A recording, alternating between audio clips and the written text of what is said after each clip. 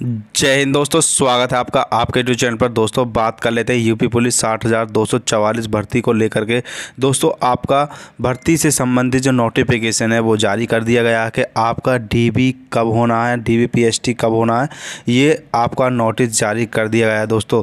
तो दोस्तों जान लेते हैं कि नोटिस के माध्यम से क्या जानकारी दी है और साथ ही आपको बताने वाले कि आपको क्या क्या डॉक्यूमेंट्स तैयार कर लेने हैं और आपकी क्या क्या प्रक्रिया इसमें होने वाली है, इसके ऊपर भी बात करने वाले हैं दोस्तों। जो ये नोटिफिकेशन है जो आपको दिख रहा है, ये नोटिफिकेशन ऑफिशियल नोटिफिकेशन है। ये यूपी पुलिस की साइट पर डाउनलोड कर दिया है भर्ती बोर्ड की तरफ से।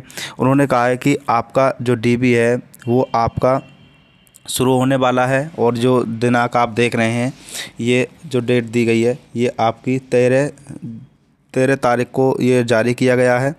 और इसमें जो दिया है कि आपका डीबी कब होना है उसके बारे में जानकारी दी गई है। तो देख लेते हैं सबसे पहले कि उत्तर प्रदेश पुलिस में आरक्षी नागरिक पुलिस के पदों पर सीधी भर्ती 2023 अभिलेखों की समीक्षा एवं शारीरिक मानक परीक्षा डीबी और पीएसटी की प्रक्रिया शुरू होने वाली है। एवं डीबी पीएसटी के प्रवेश पत्र डाउनलोड किए जाने हेतु महत्वपूर्ण सूचना प्रकाशन है।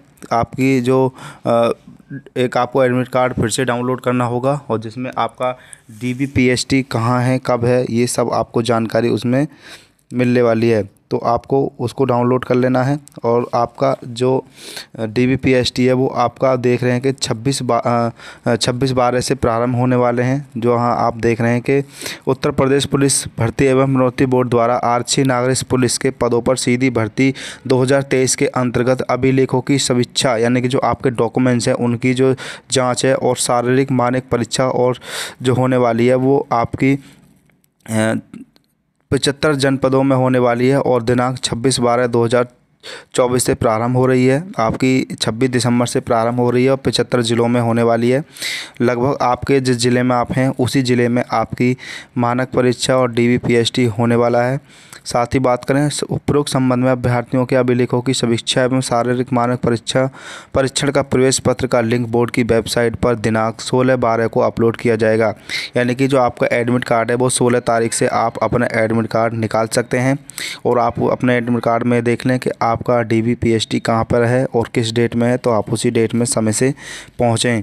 तो ये आपका दिया है। और डाउनलोड प्रवेश पत्र में अंकित परीक्षा केंद्र दिया जाएगा, निर्धारित तिथि दी जाएगी, समय आपका दिया जाएगा किस समय आपको जाना है, ये सभी उसमें दिए जाएंगे। और संबंधित मूल अभिलेखों तथा मूल अभिलेखों की एक में प्रमाणित प्रति के साथ उपस्थित होना होगा। दोस्तों जो आपको डॉक्यूमेंट्स आपको लेकर के जाने उसके बारे में आपको बताने वाले हैं कि आपको क्या क्या डॉक्यूमेंट्स वहाँ लेकर के जाने होंगे, उनके बारे में आपको बताएंगे। साथ ही जो आप देख रहे हैं कि अगर आपका किसी प्रकार से एडमिट कार्ड डाउनलोड नहीं होता है, प्रवेश पत्र डाउनलोड नहीं होता, तो आप इस नंबर पर, हेल्पलाइन नंबर पर आप कॉल करके जानकारी कर सकते हैं कि हमारा प्रवेश पत्र डाउनलोड नहीं हुआ है। साथ ही बात करें कि उत्तर प्रदेश पुलिस में आरक्षी नागरिक पुलिस के पदों पर सीधी भर्ती 2023 की विज्ञप्ति दिनांक 23/12 एवं सशंक सेवा नियमावली में उल्लिखित प्रावधानों के अनुक्रम में जो आपकी भर्ती निकली थी 2023 में, ये उसके बारे में दिया गया है। और साथ ही जो आप ये देख रहे हैं कि आपका जो होने वाला है प्रक्रिया, शारीरिक मानक परीक्षा जो होने वाली है उसमें क्या क्या देखा जाएगा। तो जैसे आप देख रहे हैं कि उक्त समिति द्वारा ही जैसे आप देख रहे हैं शारीरिक मानक परीक्षण में आपका क्या क्या होने वाला है उसके बारे में बताने वाले हैं। और फिर आपको डॉक्यूमेंट्स क्या क्या चाहिए उसके बारे में बताएंगे। तो सबसे पहले जान लेते हैं कि शारीरिक मानक परीक्षण में आपका क्या क्या देखा जाएगा। तो उक्त समिति द्वारा ही अभ्यर्थियों के शारीरिक मानक परीक्षण तत्समय संपादित की जाएगी। अभिलेखों की परीक्षा में सफल अभ्यर्थियों को ही शारीरिक मानक परीक्षण में सम्मिलित किया जाएगा। यानी कि सबसे पहले आपका जो डॉक्यूमेंट्स वेरिफिकेशन है वो होगा। अगर आप डॉक्यूमेंट्स वेरिफिकेशन में सही पाए जाते हैं, अगर आपके डॉक्यूमेंट्स सही हैं, किसी प्रकार कोई कमी नहीं है आपके डॉक्यूमेंट्स में, तो फिर आपका शारीरिक मानक परीक्षण किया जाएगा। और शारीरिक मानक परीक्षण में क्या क्या देखा जाएगा उसके बारे में जान लेते हैं कि पुरुष अभ्यर्थियों के लिए न्यूनतम शारीरिक मानक निम्नवत है। यानी कि जो पुरुष अभ्यर्थी हैं उनके लिए क्या क्या चेक किया जाएगा शारीरिक मानक परीक्षण में, तो जाँच लेते। सबसे पहले बात कर लेते हैं ऊँचाई के बारे में।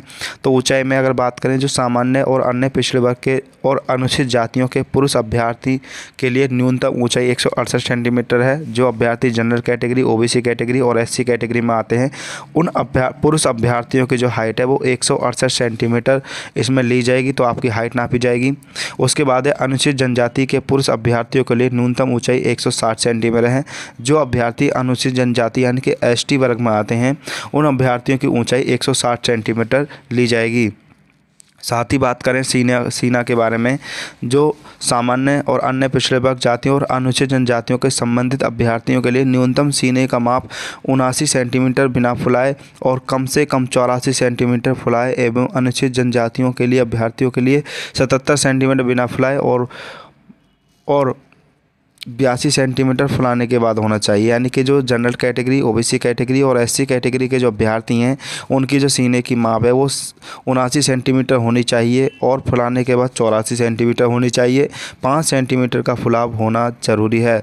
साथ ही बात करें जो एसटी वर्ग के अभ्यर्थी हैं उनकी जो सीने की माप है वो 77 सेंटीमीटर होनी चाहिए और फुलाने के बाद 82 सेंटीमीटर होनी चाहिए। इनका भी 5 सेंटीमीटर का फुलाव होना चाहिए।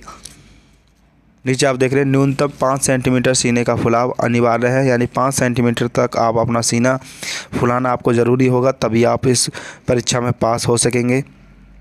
अब बात कर लेते हैं दोस्तों महिला अभ्यर्थियों के लिए। जो महिला अभ्यर्थी हैं उनका जो शारीरिक मानक परीक्षण है उसमें क्या क्या देखा जाएगा, तो बात कर लेते हैं महिलाओं के लिए न्यूनतम शारीरिक मानक निम्नवत इस प्रकार है कि ऊंचाई, जो महिलाएं उनके लिए ऊंचाई जो दी गई है वो है सामान्य वर्ग, अन्य पिछड़ा वर्ग और अनुसूचित जातियों की महिला अभ्यर्थियों के लिए न्यूनतम ऊंचाई 152 सेंटीमीटर है।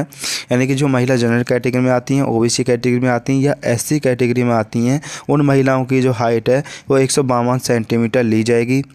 और बात करें कि अनुसूचित जनजाति की महिला अभ्यर्थियों के लिए न्यूनतम ऊंचाई 147 सेंटीमीटर ली जाएगी।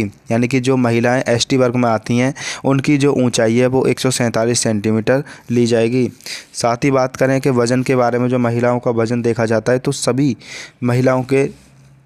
महिला अभ्यर्थियों के लिए न्यूनतम वजन 40 किलोग्राम होना चाहिए। यानी सभी कैटेगरी की महिलाओं का वजन 40 किलोग्राम लगभग होना चाहिए, इससे कम नहीं होना चाहिए, इतना वजन होना ज़रूरी है।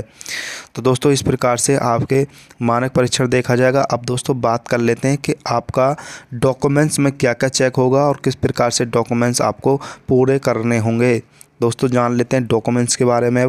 दोस्तों बात करें डॉक्यूमेंट्स के बारे में कि क्या क्या डॉक्यूमेंट्स की आवश्यकता होने वाली है, कि जैसे आप देख रहे हैं उत्तर प्रदेश पुलिस भर्ती डीबीपीएसटी के लिए आवश्यक शर्त और जानकारी इस प्रकार है कि आपको क्या क्या आपको लेकर के जाना होगा और क्या क्या जानकारी आपको रखनी होगी। दोस्तों जैसा कि आप देख रहे हैं डीबीपीएसटी एडमिट कार्ड के बारे में आपको जानकारी मिल गई है कि आपका जो एडमिट कार्ड है वो कब आने वाला है। तो आपका एडमिट कार्ड 16 तारीख को जारी कर दिया जाएगा। आप 16 तारीख में अपना एडमिट कार्ड चेक कर लें। अब दोस्तों बात कर लेते हैं डॉक्यूमेंट्स के बारे में, क्या क्या डॉक्यूमेंट्स आपको लेकर के जाने हैं। तो जैसे आप देख रहे हैं अभिलेख परीक्षण डीबी में आपको यानी कि डॉक्यूमेंट्स वेरिफिकेशन में आवेदन के सभी मूल दस्तावेजों के साथ आपको जाना होगा। यानी कि जब आपने आवेदन किया होगा फॉर्म उस समय जो आपके डॉक्यूमेंट्स होंगे वो सभी डॉक्यूमेंट्स आपको लेकर के जाने हैं। तो क्या क्या डॉक्यूमेंट्स हैं जान लेते हैं। सबसे पहले हाई स्कूल मार्कशीट होनी चाहिए जो आपने पास की हो और आपका पासिंग सर्टिफिकेट होना चाहिए। साथ ही इंटरमीडिएट की आपकी मार्कशीट होनी चाहिए, जो आपने पास की इंटरमीडिएट उसकी आपकी मार्कशीट होनी चाहिए। साथ ही निवास प्रमाण पत्र, आप जहां निवास करते हैं वहां का एक निवास प्रमाण पत्र होगा वो आपको लेकर के जाना है। अगर नहीं है तो आप उसे किसी भी साइबर कैफ़े पर जाकर बनवा लें, तुरंत बनवा लें क्योंकि समय ज़्यादा नहीं है। उसके बाद जाति प्रमाण पत्र आपका होना चाहिए, जाति प्रमाण पत्र होता है वो आपके पास होना चाहिए। आईडी प्रूफ के तौर पर आधार कार्ड हो या आपका ड्राइविंग लाइसेंस हो या फिर अन्य कोई डॉक्यूमेंट्स हो तो वो भी चलेगा, लेकिन आप आधार कार्ड तो ज़रूर लेकर के ही जाएं। आगे बात कर लेते हैं आवेदन प्रिंट आउट यदि उपलब्ध हो, अगर आपने आवेदन किया हो और उसका प्रिंट आउट अगर आपके पास है तो उसे लेकर के जाएं, अगर नहीं है तो कोई दिक्कत नहीं है। आगे बात कर ले एनसीसी, यदि आपने एनसीसी किया हो और आपके पास सर्टिफिकेट है तो आप एनसीसी का सर्टिफिकेट लेकर जाएं, उससे आपको कुछ लाभ मिल सकता है। ओ लेवल, यदि आपके पास कंप्यूटर डिप्लोमा का ओ लेवल का सर्टिफिकेट है तो उसे लेकर के जाएं, उससे भी आपको लाभ मिलने वाला है। और लगभग 10 फ़ोटो आपको लेकर के जाने हैं। जो 10 फ़ोटो हैं वो आपको लेकर के जाने होंगे वहाँ पर। और दोस्तों जो भी डॉक्यूमेंट्स अगर आपके पास है वो आपको सभी डॉक्यूमेंट्स आप लेकर के जाएं। ये तो डॉक्यूमेंट्स बहुत ही ज़रूरी है जो हमने आपको बताएं। बाकी कैटेगरी वाइज जो डॉक्यूमेंट्स होते हैं जैसे कि EWS के अभ्यर्थियों का जो सर्टिफिकेट है, इस प्रकार के डॉक्यूमेंट्स हैं वो लेकर के जाएँ। साथ ही बात कर लेते हैं इन सभी डॉक्यूमेंट्स का एक एक छाया प्रति यानी फ़ोटोकॉपी करा लें। इन सभी जितने भी डॉक्यूमेंट्स आपके बताएं इन सभी के एक एक फ़ोटोकॉपी करा लें और ख़ुद से ही उन्हें अपने स्वयं प्रमाणित कर लें, यानी कि उनमें खुद ही अपना नाम लिख करके उन्हें प्रमाणित कर लें। किसी भी आगे बात कर लेते हैं कि किसी भी गजेटेड या सरकारी अधिकारी से साइन करने की कोई आवश्यकता नहीं है। सभी लोग अपने सभी दस्तावेजों की प्रतियां अपने आप से ही साइन कर लें, यानी कि आप किसी भी अधिकारी के पास न जाएं, खुद ही एक सभी डॉक्यूमेंट्स की फ़ोटोकॉपी कराएं और खुद ही अपना नाम नीचे लिख करके यानी साइन करके उन्हें खुद ही अटेस्ट कर लें। और एक फ़ोटोकॉपी एक पूरा इनका सभी डॉक्यूमेंट्स का कॉपी करा करके एक फ़ाइल तैयार कर लें अपने साइन के साथ, और वो भी आप लेकर के जाएं। वहाँ पे वो आप देखे जाएंगे और वो आपकी जमा किया जाएगा। आपके ओरिजिनल डॉक्यूमेंट्स भी आप लेकर के जाएं। ओरिजिनल डॉक्यूमेंट्स से ही फ़ोटोकॉपी की जांच की जाएगी। अगर आपके डॉक्यूमेंट्स सही पाए जाते हैं तो आपको नेक्स्ट लेवल के लिए यानी कि आपको फिर PhD के लिए भेजा जाएगा। फिर आपको PhD आपका किया जाएगा। अगर आपके डॉक्यूमेंट्स सही हैं तो फिर आपका PhD किया जाएगा। तो दोस्तों इस प्रकार से आपके जो डॉक्यूमेंट्स वो चेक होने वाले हैं, हाइट नपने वाली है, वज़न नपने वाला है, और फाइनल में फिर आपके नेक्स्ट जो डेट आएगी उसमें आपका रनिंग होने वाली है। तो रनिंग से पहले सभी प्रक्रिया पूरी होने वाली है। इसमें जो अभ्यर्थी निकल जाएंगे तो रनिंग में कम हो जाएंगे, उसी प्रकार से जितने कम हो जाएंगे उनकी दौड़ नहीं लगी जाएगी, जो सही पाए जाएंगे उनको ही रनिंग किया जाएगा। तो दोस्तों इस प्रकार से ये सूचना जारी की गई है और जल्द ही नई अपडेट के लिए आप हमारे चैनल को सब्सक्राइब कर दें, बेल आइकन को दबा दें ताकि सभी सूचनाएं आपको समय से मिलती रहें। दोस्तों इस वीडियो में इतना ही, मिलते हैं नेक्स्ट वीडियो में। थैंक यू, धन्यवाद।